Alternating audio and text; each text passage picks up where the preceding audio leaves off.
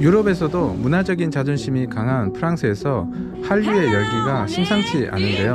한국 문화가 좋아서 한국 방송국까지 만드는 프랑스 사람들이 있어서 파리 삼촌이 만나봤습니다. C'est Shijagi Panida.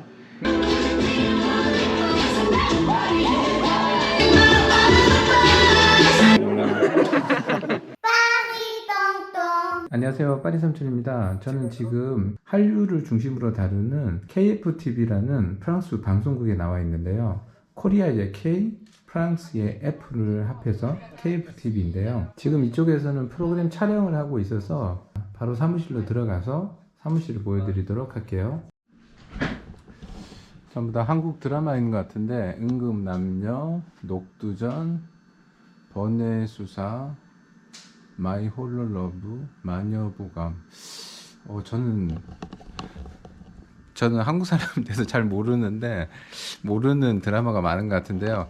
이런 드라마들을 IPTV라고 요즘 많이 하는데 그런 IPTV 형식으로 프랑스에서 송출을 하는 소규모 방송국인데 오늘 이곳에 와서 이들이 하는 일과 또 한류에 대해서 어떻게 생각하는지에 대해서 여러분에게 전달해 드리도록 하겠습니다. 네.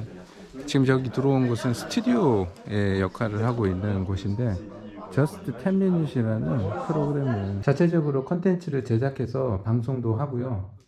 조금 전에 벽에 붙어 있었던 한국 드라마들을 인터넷을 통하여 송출하는 서비스도 진행하고 있습니다. 이곳 방송국에서 얼마 전 유튜버 홍고거의 쇼미더 K-팝이라는 컨텐츠를 촬영하기도 했었는데요.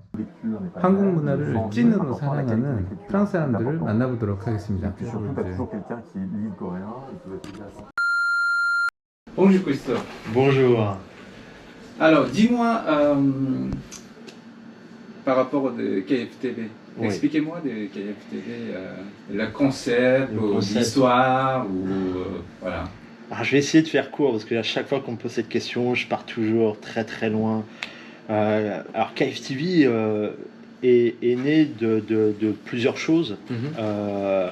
À la base, je suis tombé sur la culture coréenne en regardant des dramas. Donc je suis tombé amoureux des dramas d'abord, beaucoup sur leur manière d'écrire, etc.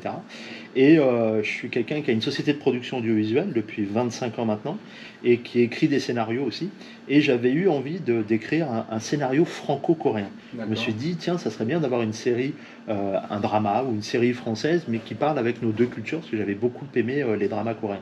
Gyojin, donc j'ai écrit un drama spécifique pour elle, que j'ai envoyé en Corée, que j'ai discuté avec le directeur de l'agence de Kongyojin.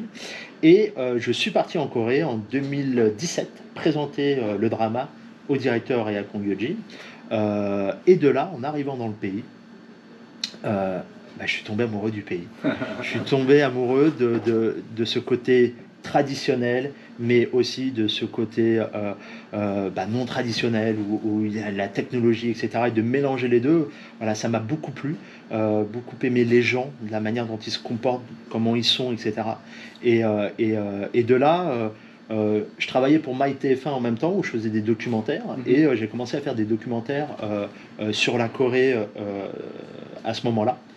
Et en revenant de Corée, je me suis rendu compte que les télés françaises, les médias français présentaient toujours la Corée d'une certaine manière. Ouais. C'est-à-dire le taux d'alcoolémie, le taux de suicide, les gens qui travaillent trop. Ou le Corée du Nord. Corée du Nord, Corée du Sud. C'est-à-dire que quand je suis parti en Corée, voilà, et j'ai dit à mes amis, tiens, je pars en Corée présenter mon projet. Ah, tu vas en Corée du Nord? Non, Corée du Sud. C'est vrai que dans le média, ils parlent souvent de Corée du Nord que de Corée du Sud. Ouais.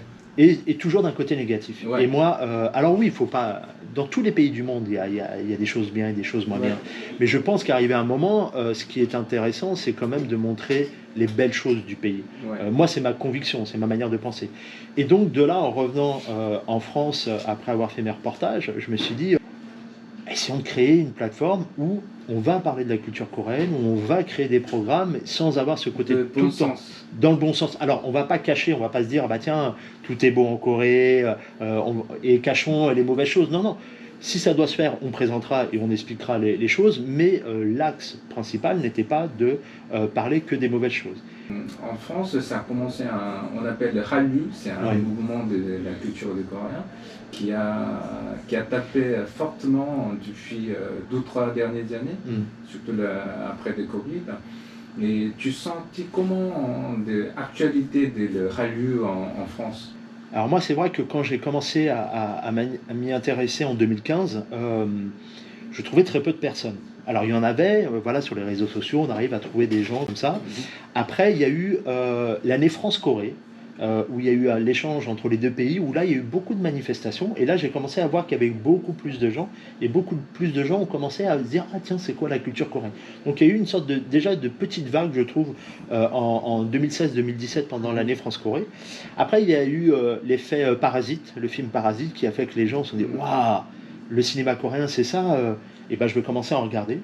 Et là, il y a eu l'effet K-pop avec BTS qui a quand même été hallucinant. Gangnam Style, ça commence. Alors Gangnam Style, je crois qu'il y a eu un effet, mais je pense que les gens ont vu Gangnam Style comme un côté un peu comique. Je dis pas que la chanson est stupide, hein, mais je pense que les gens, le voyant faire ça, du cheval, etc., disent d'accord, bon, c'est un truc rigolo, c'est sympa, on regarde tous, mais pour moi, ça a emmené une petite vague, mais ça n'a pas donné plus envie aux gens.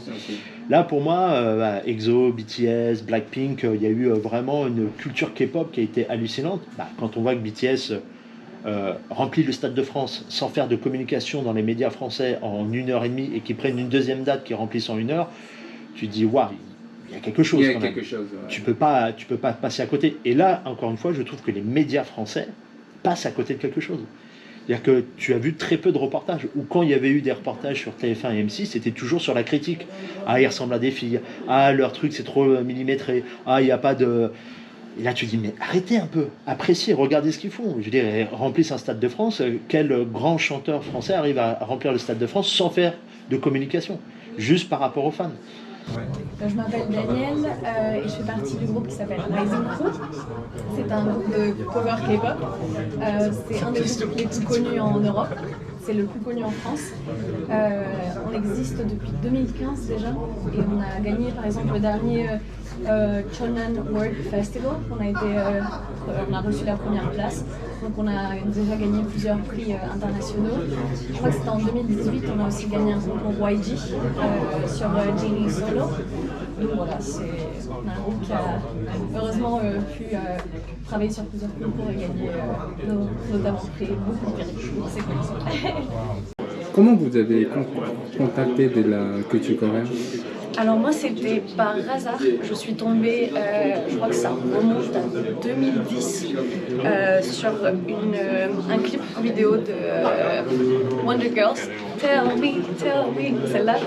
Je suis tombée dessus et j'ai adoré, je faisais déjà de la danse et c'était une des premières vidéos YouTube que j'ai vues, il y avait autant de danse et qui n'était pas américain. On a entendu parler même le centre culture coréenne Oui, qui sont on travaille énormément avec le centre culturel coréen et Bonjour Corée justement. Ok. Souvent on est appelé pour les événements, pour les animer, pour faire un peu de danse, des workshops, ça peut être de tout. D'accord. Vous donnez les cours aussi? Alors, pas de K-pop, mais je suis danseuse professionnelle et je suis professeure de danse à côté en fait. C'est mon métier. Ah d'accord. Merci beaucoup. Avec plaisir. En France, ça a commencé on appelle le Hallyu, c'est un mouvement de la culture des Coréens.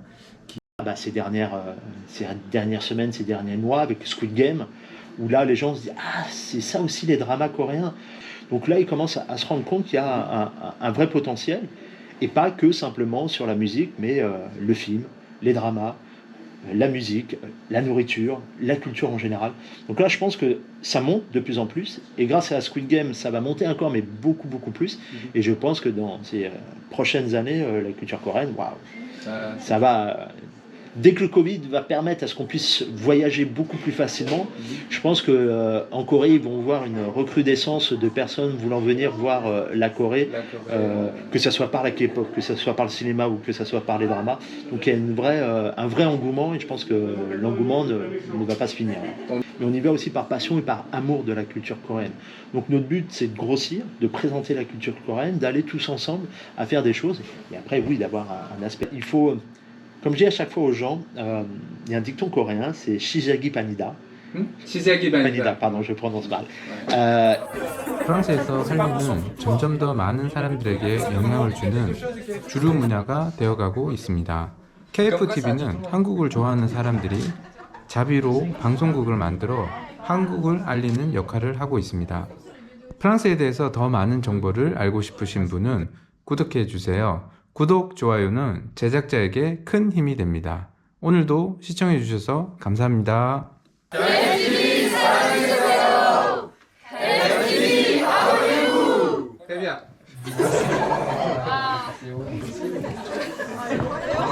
J'ai l'impression que c'était beaucoup plus là-bas.